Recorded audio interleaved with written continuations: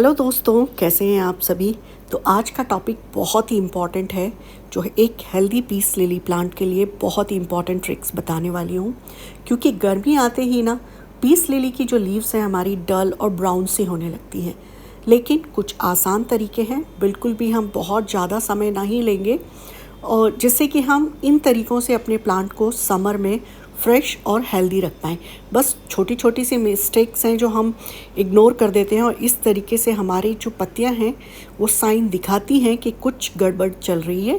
तो आप उन चीज़ों को अगर ध्यान देंगे तो आपका प्लांट भी इस तरीके से ग्रीन रहेगा। तो मेरे एक प्लांट में ये सिम्टम्स हुए हैं, जो कि अभी हुए हैं, और मैं आपको दूसरे प्लांट्स दिखाऊंगी जो बिल्कुल फ्रेश हैं, जो किस कंडीशन में रखे थे। तो बस आज ये छोटा सा एक कंपैरिजन होगा, ट्रिक्स होंगी, सीक्रेट्स होंगे मेरे, जिनसे मैं अपने प्लांट्स को हेल्दी रखती हूँ। तो चलिए स्टार्ट करते हैं आज का वीडियो। तो सबसे कॉमन और इम्पॉर्टेंट पॉइंट होता है सनलाइट। क्योंकि पीस लिली को कुछ लोग बोलते हैं कि आप इंडोर रख दीजिए, बट आप इंडोर रखेंगे इसको फ्लावरिंग नहीं होगी। दूसरी चीज़, इसको सनलाइट भी चाहिए, बट कैसी सनलाइट चाहिए? इनडायरेक्ट। देखिए हमारे यहाँ इस पोर्शन तक सनलाइट आती है, लेकिन इसके आगे सनलाइट नहीं आती है। तो ये पेड़ों के बीच में रखा है, इसमें अच्छा टेम्परेचर मेंटेन रहता है। या फिर आप इसको ऐसी जगह रखिए जैसे कि विंडो के पास, जहाँ पे इसको हल्की सी लाइट मिलती रहती है। अगर आप बिल्कुल अंधेरे में रख देंगे ना तो ये प्लांट अच्छा रहेगा, बट फ्लावरिंग नहीं करेगा। ग्रीन रहता है, लेकिन अगर आपको फ्लावर चाहिए तो आपको प्लांट को इनडायरेक्ट सनलाइट चाहिए, मतलब कि डायरेक्ट वो सनलाइट उस पर नहीं पड़नी चाहिए। दूसरा, या फिर खिड़की के पास रखिए जहाँ से उसे हल्की सी लाइट मिलती रहे। तो आपका प्लांट इस तरीके से फ्लावरिंग भी करेंगे और हेल्दी भी रहेंगे। समर में पीस लिली में वाटरिंग एक बहुत ही इम्पॉर्टेंट टॉपिक है, जिसको आप बहुत ही अच्छे से समझ लीजिए कि अगर आपकी पत्तियां इस तरीके से भी मुरझा रही हैं तो तब ये आपको सिग्नल देती हैं कि अब इसे पानी चाहिए। तो इस तरीके से अगर पत्तियां होती हैं तो आप इसके बाद पानी डाल दीजिए, ये प्लांट बिल्कुल फ्रेश हो जाए।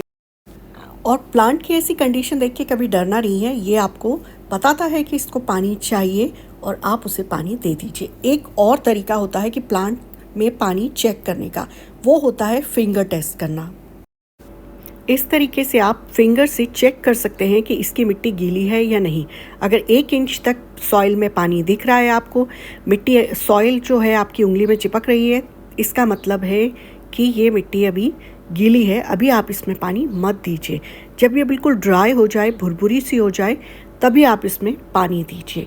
ये बहुत ही इम्पॉर्टेंट रूल होता है पीस लिली के लिए, क्योंकि ज़्यादा पानी से भी इसके पत्तियों के जो टिप्स ना ब्राउन दिखने लगते हैं, और ये पत्तियां हमें खुद ही बताती हैं कि अभी पानी ज़्यादा हो रहा है या कुछ और गड़बड़ है।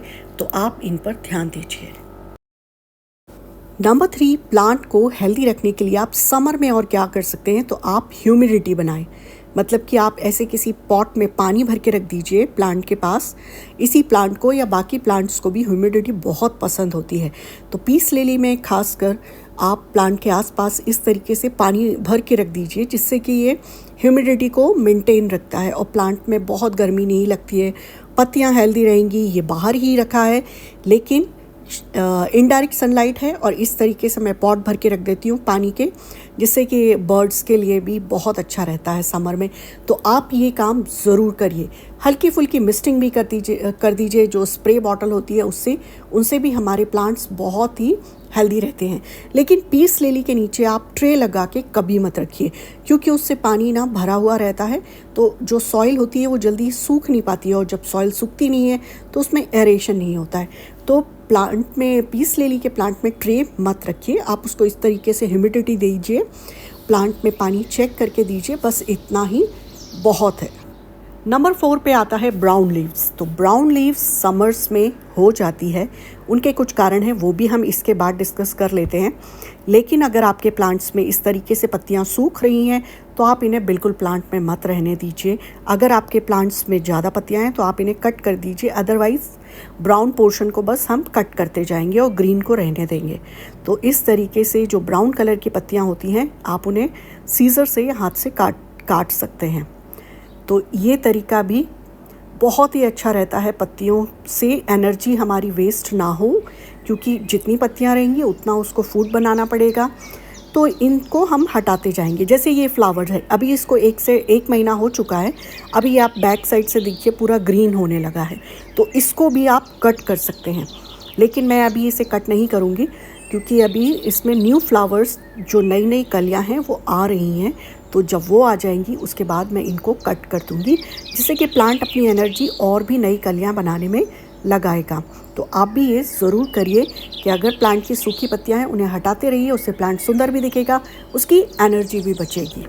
तो अब बहुत ही इम्पॉर्टेंट टॉपिक है कि हमारे प्लांट की पत्तियां ब्राउन क्यों हो जाती हैं अगर वो घर के अंदर रहते हैं। तो जब हम प्लांट को घर के अंदर रखते हैं तो दिन भर एसी या फिर कूलर चलता है, इस कारण भी हमारे प्लांट को ये नुकसान पहुंचाता है।